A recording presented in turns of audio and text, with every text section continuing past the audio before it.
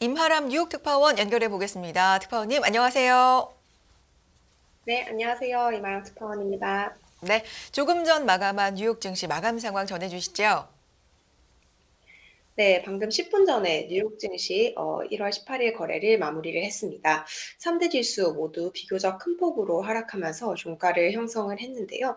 오늘 굉장히 많은 뉴스가 긍정적이고 또 부정적인 뉴스가 동시에 혼재된 가운데 결국 3대 지수는 큰 폭으로 하락을 한 모습입니다. 지금 다우 지수가 전장 대비 가장 큰 폭으로 빠졌는데요. 다우 지수는 전장 대비 무려 1.81% 하락을 하면서 600포인트 이상 조정을 받는 모습을 나타냈습니다. S&P 500 지수 전장 대비 1.56% 하락 마감을 했습니다. 나스닥이 그나마 가장 작은 폭으로 하락을 했는데요. 전장 대비 1.24% 하락한 수준에서 마감을 했습니다. 네, 간밤 국제금융시장 동향 간단히 살펴보면요. 채권 시장 움직임이 가장 컸습니다. 미국 채권 금리가 급락하는 흐름을 나타냈는데요. 미 10년물 채권 금리 전장 대비 17bp나 급락한 3.36% 수준 나타내고 있습니다. 이제 3.5% 부근에서 등락을 하고 있었던 레벨이 하루 만에 크게 낮춰진 수준인데요. 오늘 생산자 물가 지수가 다소 둔화한 것으로 확인이 되면서 금리 하락을 촉발을 한 것으로 보입니다. 달러화 같은 경우 보합 수준을 나타내고 있는데요. 주요 6개 통화에 대한 달러화 가치를 반영한 DXY 지수 102.4선을 나타내고 있습니다. 소폭 약보합 수준입니다. 유가는 소폭 하락했습니다. 2월 물 WTI 가격 전장 대비 0.87% 하락하면서 배럴당 79.48달러에 거래를 마쳤습니다. 네, 장 초반에는 상당히 강했었는데 장 중에 계속 쭉 내려오는 그런 움직임이었는데요. 그 장 중의 흐름도 좀 전해 주십시오. 네, 오늘 뉴욕 증시에서 굉장히 많은 뉴스가 있었습니다. 우선 뉴욕 증시 개장하기 전에 미국의 작년 12월 생산자 물가 지수가 발표가 되었는데요. 이후에 자세히 설명드리겠지만 이 생산자 물가 지수는 굉장히 큰 폭으로 둔화하는 흐름을 나타냈습니다. 인플레이션 둔화 신호가 다시 한번 확인이 되면서 증시에는 이제 호재로 작용할 것이다라고 많이들 생각을 했고요. 또 실제로 3대 지수가 장 초반에는 상승 출발하는 모습을 나타냈습니다. 하지만 3대 지수 모두 이내 반락을 하는 흐름을 보였고요. 장중에 이제 연준 위원들, 특히 제임스 블러드 세인트루이스 총재와 같은 연준 위원의 긴축 선호 발언이 나오면서 이 블루칩 중심의 하락세가 나타났습니다. 또 블러드 총재의 발언이 나온 이후로 뉴욕 증시 최근 1월에 굉장한 랠리를 보여왔던 뉴욕 증시에서 이 차익 실현도 일부 발생한 것으로 보인다라고 외신들은 보도를 하고 있습니다. 지금 1월에 CNBC 방송이 이렇게 설명을 하고 있는데요. 1월에 있었던 연초에 유난히 강했었던 랠리가 점차 좀 모멘텀을 잃은 것으로 보인다라는 분석을 내놓고 있습니다. 네. 지난주에 CPI 발표에 이어서 간밤에는 PPI가 발표가 되면서 인플레이션 둔화 쪽으로 다시 한번 확인을 했는데요. 이 자세한 지표 내용 전해 주실까요? 네, 이제 지난주 CPI가 시장의 예상 수준에 부합하면서 둔화를 하는 흐름을 나타냈습니다. 이 CPI 둔화는, 인플레이션 둔화가 이 주식시장의 최근의 랠리를 뒷받침하는 가장 강한 이런 요인이었는데요. 오늘 이 CPI 결과에 이어서 PPI 결과도 시장이 원하는 방향으로 결과가 나온 것 같습니다. 오늘 미국의 지난해 12월 생산자 물가지수가 발표가 되었는데요. 전월 대비 0.5% 하락한 것으로 집계가 됐습니다. 지금 생산자 물가가 하락을 한 것이 지난해 8월 이후 4개월 만에 처음이라고 하는데요. 월가의 예상보다도 큰 폭으로 생산자 물가 상승률이 둔화가 되었고요. 또 이 물가 상승률의 둔화 폭은 2020년 4월, 즉 코로나 팬데믹 발생 극초기 이후 최대 폭으로 하락하는 모습을 나타냈습니다. 지금 전년 대비 상승률 역시 6.2%에 그치면서 예상보다 둔화한 수준을 나타내고 있고요. 지금 PPI 같은 경우 작년 3월에 최고치를 기록을 했습니다. 당시에 11%가 넘는 상승률을 보였었는데요. 무려 두 자릿수가 넘는 상승률을 보이다가 점차 둔화하는 흐름을 보이면서 결국 지난해 12월 기준으로는 6.2% 수준으로 내려온 수준입니다. 6개월 연속 둔화 흐름을 나타냈고요. 결국 이제 이 인플레이션의 둔화 신호가 연속적으로 금융시장에 확인이 된 것으로 해석이 됩니다. 생산자 물가를 끌어내린 요인, 상품 물가가 큰 폭으로 하락한 것이 가장 큰 요인으로 작용을 했는데요. 이 지난해 12월 상품 물가는 전월 대비 1.6% 하락을 한 것으로 집계가 됐습니다. 하지만 반면 서비스 물가는 0.1% 상승한 것으로 집계가 되었는데요. 그럼에도 불구하고 이 CPI에 이어서 PPI도 지속해서 둔화하는 흐름을 보이고 있고, 또 특히 전월 대비 수치가 하락세로 전환된 것이 전체적으로 금융시장의 긍정적인 요인으로 이제 해석이 된 것 같습니다. 전문가들도 이렇게 얘기를 했는데요. 물론 이제 작년 동기 대비 PPI 상승률이 6%를 유지하고 있는 점은 인플레 압력이 여전하다는 점을 보여주기는 하지만 큰 틀에서는 인플레가 빠른 속도로 완화되고 있다는 점이 드러났다라고 얘기를 했고요. 또 그렇기 때문에 앞으로 인플레가 더 빠른 속도로 둔화하는 것을 기대해 볼 수 있을 것이다. 인플레 둔화가 올바른 방향으로 가고 있다라고 평가를 하고 있습니다. 예, 그렇군요. 그 PPI는 좀 서프라이즈 같아요. 10년짜리 금리가 뭐 17bp, 2년짜리도 10bp 넘게 빠졌네요. 그런데 소비 관련된 뉴스도 좀 약하게 나온 걸로 보이는데요. 그것도 전해주시죠. 네, 오늘 이 PPI 개장 전 발표가 된 PPI는 상당한 좀 호재로 해석이 될 수 있을 것 같은데요. 동시에 이 다른 경제 지표는 살짝 좀 좋지 않은 모습을 보이면서 여러 가지 재료로 이제 증시에 복합적인 작용을 한 것으로 보입니다. 오늘 이제 미국의 소매 판매 그리고 미국의 산업 생산 등 경제 지표가 발표가 되었는데요. 미국의 소비는 둔화하는 흐름을 나타냈다라는 점이 확인이 되었습니다. 통상 미국의 소비는 소매 판매라고 하면요.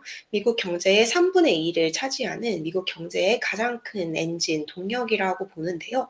소비가 예상보다 급격하게 감소를 하면서 이 경기 침체 우려를 더욱더 불붙인 것으로 해석이 됩니다. 오늘 미 상무부가 발표를 했는데요. 작년 12월 미국의 소매 판매 전월 대비 1.1% 감소한 것으로 집계가 됐습니다. 미국의 소매 판매가 감소세를 나타낸 것이 두 달 연속이라고 하는데요. 지난해 12월 소비 소매 판매의 감소폭은 작년의 전체 데이터 중에서도 최대 규모로 줄어든 것이다라고 합니다. 이 월스트리트 저널이라든지 전문가 예상치도 모두 하회하는 수준으로 좀 상당히 좋지 않은 흐름을 소비가 나타냈고요. 이뿐만 아니라 이제 작년 12월이라고 하면 미국의 대표적인 쇼핑 시즌입니다. 미국에서는 이제 한 해의 소비를 이제 블랙 프라이데이부터 땡스기빙 그리고 크리스마스 연휴에 다 한다라는 말이 있을 정도로 이 연말 연시 시즌에 쇼핑을 정말 집중적으로 하는데요. 작년에 이 헐리데이 시즌, 이 연휴 기간 동안 소비가 좀 많지는 않았다. 소비가 좀 상당히 그렇게 좋은 모습은 보이지는 않았다라는 분석 자료가 또 발표가 되었습니다. NRF의 분석 자료인데요. 지난해 11월에서 12월 쇼핑 시즌의 판매량이 전년 동기에 대비해서 5.3% 증가하는 데 그쳤다라는 이 결과를 발표를 했습니다. 물론 이제 전년 동기 대비해서는 5% 이상 증가한 수준이기는 하지만요. 유념해서 보셔야 할 것이 작년에 미국 경제는 기록적인 인플레이션을 겪었다라는 것입니다. 지금 이제 5.3% 오른 거 수준은 인플레이션 수치보다도 낮은 수준인데요. 이 제품의 가격이 상당히 높아졌다라는 점을 고려를 하면 결코 이 소비량이 연휴 쇼핑이 늘어난 것이다라고 보기에는 어려울 것 같습니다. 이 NRF가 발표한 연휴 쇼핑량 예상치를 하회하는 수준을 보였고요. 이 인플레 여파에도 불구하고 상당히 좀 부진한 흐름을 보낸 것으로 집계가 됐습니다. 네. 물가 둔화와 소비 둔화 시장에서 좀 좋게 해석할 수 있는 것과 나쁘게 해석할 수 있는 게 간밤에는 동시에 나왔는데 시장은 좀 하락 쪽으로 방향을 잡고 큰 폭의 하락을 보였습니다. 자, 그런가 하면 제롬 파월 연준 의장 코로나 감염 소식이 있네요. 31일부터 FOMC 회의 시작인데 지장 없을까요? 이 소식 좀 전해주시죠. 네, 오늘 이제 제롬 파월 연방준비제도의 수장이 코로나 바이러스에 감염이 되었다라는 속보가 외신을 장식을 했습니다. 지금 1월 말 FOMC 1월 31일부터 2월 1일까지 열리는 올해 첫 FOMC를 약 보름가량 앞두고 있는 상황인데요. 이 제롬 파월 연준 의장이 코로나 감염 확진이 되면서 FOMC를 앞두고 어떤 변수가 생기느냐에 대해서도 이제 투자자들이 주시를 하고 있는 상황인 것 같습니다. 지금까지 나온 뉴스에 따르면 이제 큰 차질은 없을 것으로 예상이 되는데요. 파월 의장은 오늘 코로나 양성 판정을 받았지만 증세는 경미하다라고 연방준비제도가 밝혔습니다. 파월 의장은 이제 코로나 백신 그리고 부스터샷을 접종 완료한 상태다라고 하는데요. 일단 CDC의 권고에 따라서 집에서 재택근무를 하고 있다라고 연준은 이제 전했습니다. 지금 이제 파월 의장의 나이가 미국 나이로 69세입니다. 좀 상당히 고령이기 때문에요. 이 코로나 확진을 받은 경우에는 이제 좀 면역 체계가 좀 손상될 가능성이 좀 배제를 완전히 할 수는 없는 상황인데요. 어쨌든 지금 CDC 권고에 따르면 코로나 확진 판정을 받을 경우에는 최소 5일간 집에 머물러야 되고요. 열흘간 마스크를 써야 합니다. 만약에 증상이 심하면 10일간 격리를 하고 또 면역 체계가 손상됐을 경우에는 격리 해제를 의사와 상의해야 한다라고 하는데요. 지금 이제 FOMC를 얼마 앞두지 않은 상황에서 이 파월 의장이 예정대로 FOMC 회의에 출석할 수 있을지 또 이제 시장을 많이 움직이고는 하는 FOMC 이후에 기자 간담회를 차질 없이 진행을 할 수 있을지에도 조금 이제 관심이 가고 있는 상황입니다. 그렇군요. 코로나가 거기까지 또 문제를 일으키는군요. 어제 그 연준 의원들의 이제 발언이 좀 있었는데 시장에서 뭐 매파적으로 얘기할 것이다 그렇게 생각은 했지만 실제로 또 워낙 매파적으로 얘기하니까 시장이 좀 움찔한 것 같아요. 그 자세한 내용 좀 전해주시죠. 네, 오늘 오전에 이제 PPI라든지 소매 판매, 산업 생산 이런 경제 지표가 좀 장을 움직였다라고 하면 이후 장에서는 연준 위원들의 발언이 상당히 좀 주식시장에 영향을 강하게 미친 것으로 해석이 됩니다. 특히 이제 시장을 좀 항상 많이 움직이고는 하는 제임스 블러드 세인트루이스 연방준비은행 총재가 오늘 또 한 건을 한 것 같은데요. 이 제임스 블러드 세인트루이스 연방준비은행 총재, 돌아오는 2월 FOMC에서 50bp 금리 인상이 적절한 것으로 보인다라고 얘기를 했습니다. 앞서 이제 다른 연준 인사들이 25bp 쪽으로 좀 무게를 실는 그런 뉘앙스를 패트릭 하커 총재라든지 수전 콜린스 보스턴 연은 총재가 밝힌 바 있는데요. 이와는 상반된 이런 견해를 표출을 했습니다. 세인트 루이스 연방준비은행 총재 오늘 월스트리트 저널과의 대담에서 이런 발언을 했는데요. 이 제약적인 수준으로 금리를 올리려면 금리가 5% 넘어야 된다라고 얘기를 했고 올해 말까지 연방기금 금리 범위를 5.25에서 5.5% 수준이 될 것이다라고 예상을 했습니다. 지금 이제 50bp 사실 오늘 이제 PPI가 발표된 직후에는 금융시장이 거의 25bp 금리 인상 가능성, 2월에 25bp 금리 인상이 될 가능성을 거의 97% 정도로 이제 97% 정도로 전망을 했습니다. PPI가 인플레이션이 또 둔화의 신호를 좀 한 번 더 확실시켜줬기 때문에 이번 2월 FOMC에서는 25bp가 이제 거의 사실인 것 같다, 기정사실인 것 같다라고 금융시장이 반영을 하고 있었는데요. 이 블러드 총재의 발언이 이제 갑자기 50bp 얘기가 나오면서 그 이후에 이 금리 선물 시장에서도 이번에 25bp 금리가 올라갈 가능성을 조금 줄였습니다. 97%에서 90% 수준으로 이 25bp 인상 가능성이 좀 줄어들었고요. 잠깐 이제 좀 금리 선물 시장이 블러드 발언에 움찔하는 모습입니다. 블러드 총재의 발언 이후에 이제 주식 시장에서도 일부 이익 실현 매물이 발생을 하면서 주가를 소폭 끌어내린 것으로 해석이 됩니다. 네, 이외에 이제 오늘 로레타 메스터 클리브랜드 연은 총재 또한 발언을 했는데요. 이 메스터 총재 같은 경우의 발언은 조금 비둘기파적이었다라고 해석을 할 수 있을 것 같습니다. 메스터 총재는 지금까지 굉장히 좀 매파적인 스탠스를 보여왔던 인물인데요. 오늘 AP통신과의 인터뷰를 통해서 금리 인상으로 인해서 인플레이션이 의도한 대로 완화되고 있다는 증거가 늘어나고 있다라는 멘트를 했습니다. 우리가 계획한 대로 인플레가 둔화되고 있다라는 얘기를 한 셈인데요. AP통신은 아무래도 이 메스터 총재가 기존에 좀 매파적이었기 때문에 좀 의미가 있는 발언이다라고 얘기를 했습니다. 이 메스터 총재 같은 경우는 최종 금리가 5%를 조금 넘을 것으로 이제 언급을 또 했습니다.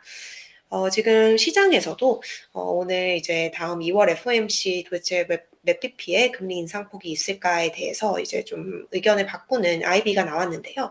시티은행 같은 경우 2월 FOMC에서 원래 기준금리를 50bp 인상할 것을 관측을 하고 있었습니다. 하지만 오늘 PPI를 확인한 이후에 이 전망치를 50bp에서 25bp로 수정을 했는데요. 지금 계속해서 시장은 더 큰 폭의 금리 인상 가능성을 일부 반영할 것으로 예상을 하지만 2월에 대한 전망은 50bp에서 25bp로 수정을 한다라고 얘기를 했습니다. 이유는 이제 예상보다 더 완화된 PPI 그리고 낮아진 소비자 물가 임금 상승률 이런 모든 팩터가 연준이 25bp 인상에 그치도록 연준을 압박할 것이다라고 주장을 했습니다. 네. 블러드 총재는 시장에서 알려진 대표적인 매파인데 좀 강하게 발언을 했습니다. 그런데 시장 강세론자들도 간밤에는 좀 강한 쪽으로 얘기를 한 것 같은데요. 한 발 뺐다라는 평가가 나옵니까? 이런 언급들 좀 전해주세요. 네, 오늘 이제 블러드 총재의 발언이 시장을 조금 깜짝 놀라게 했지만 그 외에도 좀 시장에 의외의 발언이 나오면서 주가에 좀 하방 압력을 실은 것으로 해석이 됩니다. 확실히 1월 초에 있었던 강한 반등세가 조금 이제 둔화가 되고 있는 흐름인 것으로 보이는데요. 이제 작년에 정말 나홀로 강세론자, 시장의 강세론자였던 JP 모건의 수석 전략가 또한 지금은 조금 주식 시장에서 발을 빼야 되는 시점이다라고 얘기를 했습니다. JP 모건의 마르코 콜라보닉 전략가인데요. 지금 이제 주식 시장 지난해 거의 9월까지 9개월 동안 계속해서 랠리를 주창을 해온 인물입니다. 여기서 이제 좀 의견을 좀 급속도로 선회를 하고 있는 모습인데요. 현재 나타나고 있는 주식시장 랠리가 1분기를 거치면서 약화하기 시작할 것이다라고 주장을 하면서 이제 주식시장 반등을 이끈 긍정적인 촉매제가 모두 좀 소화가 된 상황이다라고 얘기를 했습니다. 지금 미국 주식에 대해서 비중 확대 의견을 유지를 해왔던 인물인데요. 지난해 말부터 미국 주식에 대해서는 비중 축소의 의견으로 좀 의견을 좀 많이 바꾼 상태입니다. 특히 오늘은 그간 주식에 가지고 있었던 2% 비중 축소를 3% 비중 축소로 늘리면서 투자 의견을 수정을 했는데요. 미국 주식 비중을 추가로 줄일 것을 권고를 한 셈입니다. 네, 그렇군요. 빅테크들이 감원 행렬이 계속되고 있다고요? 그 얘기도 좀 전해 주십시오. 네, 오늘 이제 빅테크 기업들의 감원 소식도 연이어서 전해졌습니다. 우선 마이크로소프트가 대규모 정리 해고에 돌입한다라고 밝혔는데요. 마이크로소프트는 이날부터 이제 3월 말까지 약 1만 명의 직원을 감축할 계획이다라고 합니다. 지금 이제 대형 테크 기업들, 소프트웨어 기업 중에서 아마존이라든지 알파벳, 그리고 세일스포스 등 대형 기업들이 정리해고를 전격적으로 발표를 한 바가 있는데요. 마이크로소프트는 이제 지난해에 1,000명 미만의 즉 전체 직원의 1% 미만의 직원을 소폭 정리해고한 적은 있지만 이 정도 규모로 또 정리해고를 단행하는 것은 이제 처음인 것 같습니다. 이전보다 10배가 넘는 규모의 정리해고를 한다라고 밝혔고요. 마이크로소프트는 다음 주에 실적 발표도 앞두고 있습니다. 지난해 여름에 마이크로소프트가 굉장히 부진한 실적, 2016년 이후 최악의 분기 손익 발표를 하면서 시장 전체에 충격을 준 적이 있는데요. 이 감원 소식과 더불어서 다음 주에 실적도 주목이 되고 있는 상황입니다. 또 이제 계속 이제 감원 소식이 들려오는 기업인데요. 아마존 같은 경우 1만 8천 명에 이르는 감원을 단행할 것이다라고 CNBC가 보도를 했습니다. 아마존 같은 경우도 28년 역사상 가장 큰 인력 감축이 단행이 될 예정입니다. 네. 빅테크 기업의 감원 소식까지 전해주셨고요. 앞서서 대표적인 시장 강세론자도 시장에 대해서 좀 경계하는 목소리를 낸다라고 말씀해 주셨는데 빅스 지수와 관련돼서도 이런 얘기가 나오는 것 같습니다. 관련된 내용도 전해주시면 좋을 것 같아요. 네, 지금 월가의 공포 지수로 알려져 있죠. 12호의 변동성 지수인 빅스 지수를 봤을 때도 이 주식 시장의 흐름이 조금 좀 유념해서 봐야 할 것 같다, 경계를 해야 될 것 같다라는 분석이 일부 이제 기술적 투자자들을 중심으로 제기가 되고 있습니다. 지금 이제 빅스 수준이 20선을 하회를 하고 있습니다. 현재 이제 오늘 19선 부근에서 주로 등락하는 모습을 나타냈는데요. 이 월가 투자 기관인 서스퀘하나 같은 경우 이 빅스가 20 아래를 나타낼 경우 이거는 이제 시장의 전통적인 매도 신호라고 주장을 했습니다. 빅스가 20을 하회할 경우에는 매도를 하고 30을 초과할 경우 매수를 하는 전략이 이제 코로나 바이러스 이후에 상당히 좀 들어맞았다라고 서스퀘하나는 설명을 했는데요. 그렇기 때문에 현재 빅스 레벨에서는 주가가 조금 더 매도 압력을 받을 가능성이 더 크다라고 주장을 했습니다. 특히 이 빅스 지수와 S&P 500 지수, 이제 거의 뉴욕 증시의 벤치마크 지수인데요. S&P 500과 빅스 지수가 어떤 역의 관계를 형성하고 있다. 최근에는 특히 그렇다라는 분석을 내놓았는데요. 지금 페어리드 스트래터지의 기술적 분석가인 KT 스톡톤이 이런 분석을 제기를 했습니다. 만약에 지금 빅스 지수가 50일 이동평균선인 22선을 상회를 할 경우 S&P 500 지수는 최근에 이런 하단 지지선으로 작용을 했었던 3,800을 하회할 수 있다라고 얘기를 했는데요. 이 빅스의 움직임을 S&P 500 지수의 리스크 요인으로 보고 있다라고 평가를 했습니다. 에버코어 ISI 월가 최대 투자 자문사인데요. 여기서도 지금 빅스 지수를 봤을 때 포지션을 한쪽으로 늘리기보다는 해지해야 될 타이밍이라는 주장을 하고 나섰습니다. 에버코어 ISI의 주식 수석 전략인데요.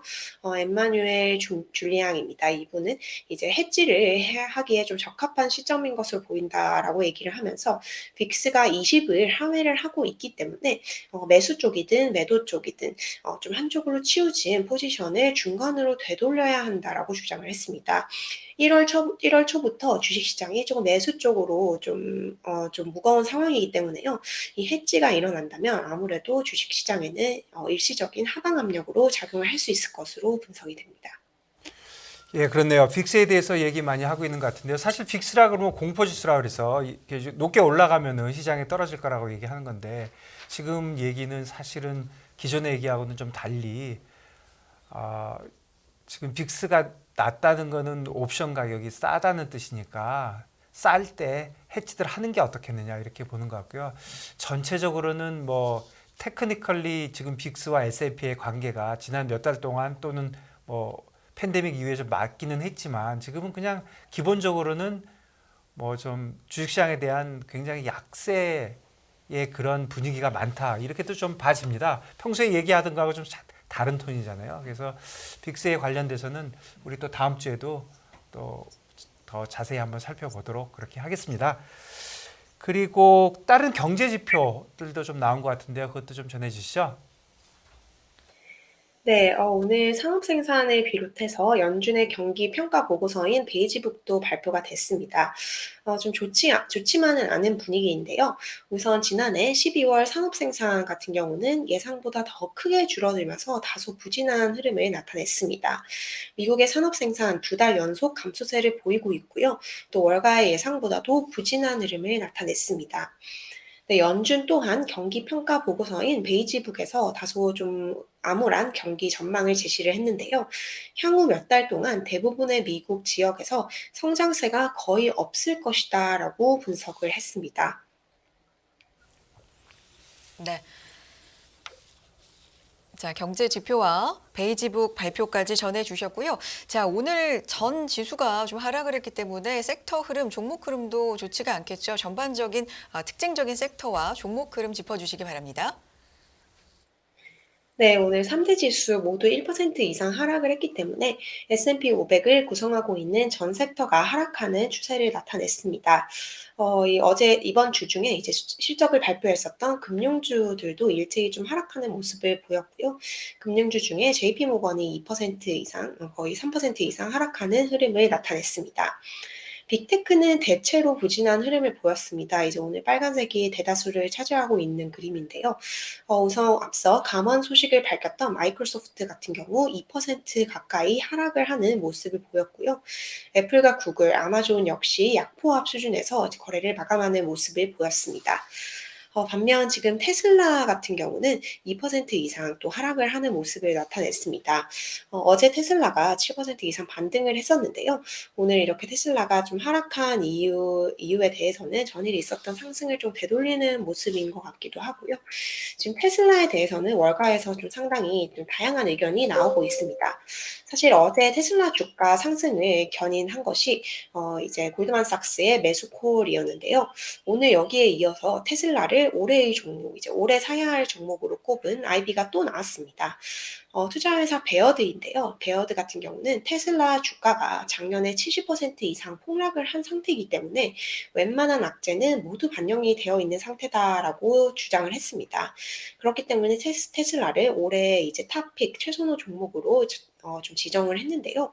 골드만과 베어드 같은 경우 테슬라에 대해서 이제 매수 콜을 내고 있지만 조금 다른 곳들 예를 들어서 뭐 번스타인 같은 곳에서는 매도 보고서를 내는 등 상당히 좀 의견이 엇갈리고 있는 모습입니다.